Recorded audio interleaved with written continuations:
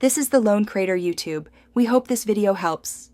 You start by confirming the GPU model and current driver version so you know limits and capabilities.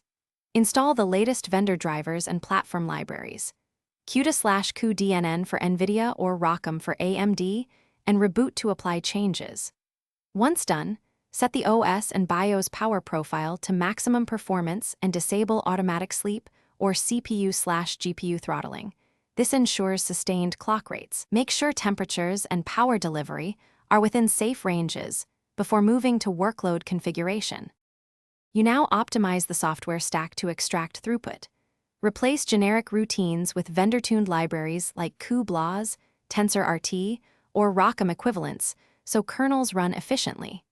Then enable mixed precision or tensor cores when numerical needs allow, and configure asynchronous compute and overlapping I/O with compute. Tune batch sizes to saturate the GPU without causing OOM, and use pinned memory and multi-threaded data loaders to eliminate stalls.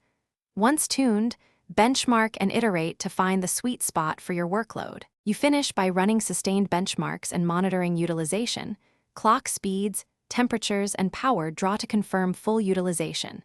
If you see instability or throttling, reduce core or memory clocks slightly, increase fan curves, or temporarily roll back drivers. Make one change at a time so you can isolate cause. For stubborn performance gaps, use profilers and logs, nvprof and cite rockprof to find kernel bottlenecks or memory stalls. Then iterate on code, kernels, or system settings until utilization is maximized. Thanks for watching. Consider subscribing if we helped you.